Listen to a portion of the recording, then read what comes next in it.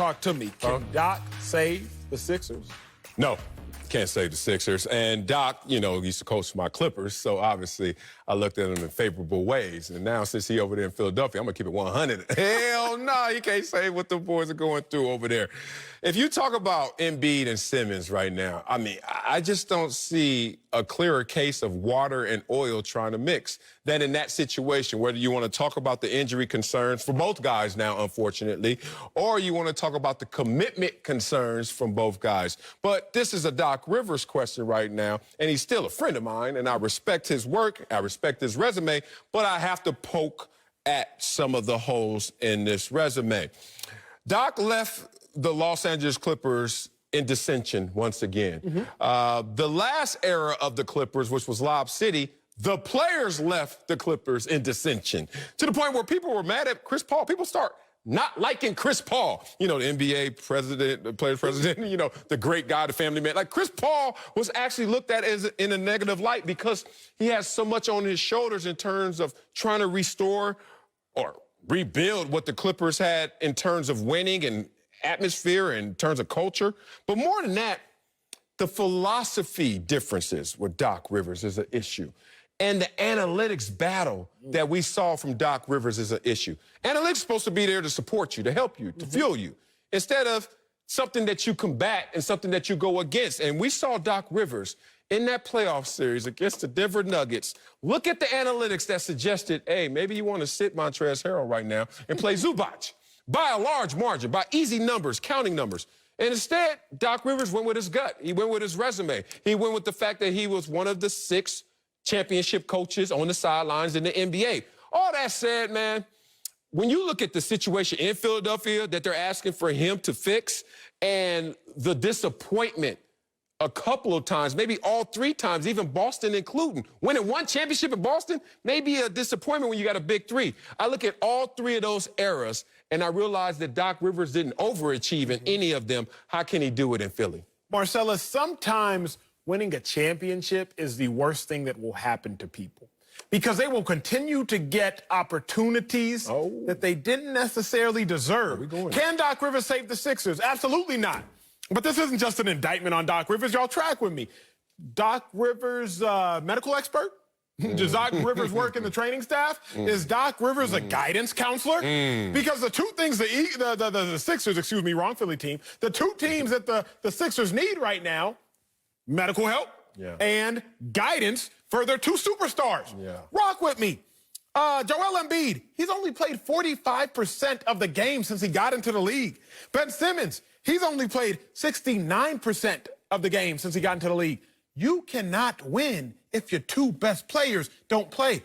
Furthermore, it's been on record and off record since I knew when Philly and played there, them 2 cats didn't even speak. Damn. I don't know if they do now, but for like a year and a half there, them 2 cats literally, Ben Simmons and Joel Embiid, that is, literally didn't even talk. Real talk. But now, let's get to the meat of it all.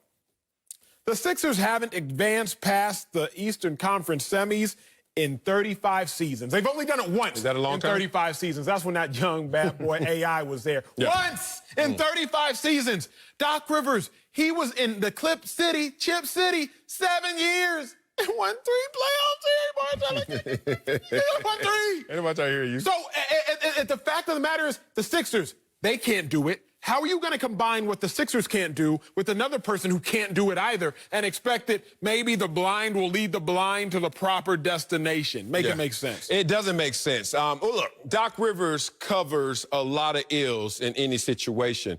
Like coming after Vinny Del Negro to the Clippers, he covered the ills of why can't the Clippers get over the hump? And you bring in a championship coach, even if he doesn't get them over the hump, he still is covered for you while you're in that process. Because I think what you just uttered is the biggest mistake that everybody has. You bring in a championship coach, Doc Rivers a championship coach, Doc's coach championship. But come on now. I mean, and again, no indictment on anybody because I think Ty Lue accomplished some great things. But like, Ty Lue's a championship coach, also because LeBron James.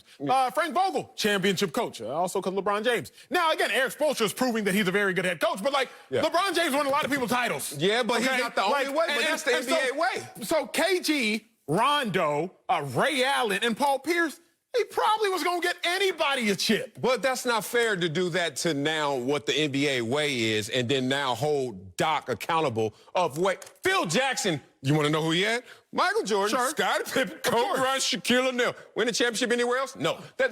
So here's the thing. Well, he won it in Chicago, and then he won it in LA. As a player, Steve Kerr. Look, I got Lord. No, but that's not the point. But remember when Steve Kerr was sick for however long? But it's not as if the Warriors missed a beat. Oh, here's the thing. But if you look at the situation, Steve Kerr was available for somehow, some way. He was available. Would you not grab him for at least process, if not cover? Of course. And maybe he'll get you back to that situation with lesser players. This is a great duo that their attitude needs to change. And what do they say about attitude? Attitude determines altitude. Mm-hmm. How high will this team climb? It's based on the commitment from those two guys, and maybe Doc can bring it out. So that is where I agree with you. Okay. What can Doc do better than, I don't know, probably any NBA coach as a older, revered black man is try to lead some young, lost black men. Because Embiid has shown us that he is lost. Like, Embiid is, I'm just keeping it a buck with you. I'll keep it a $1.50. The fact of the matter is, the Eagles issue, like you said, it is, not the Eagles, the freaking Sixers issue, like you said,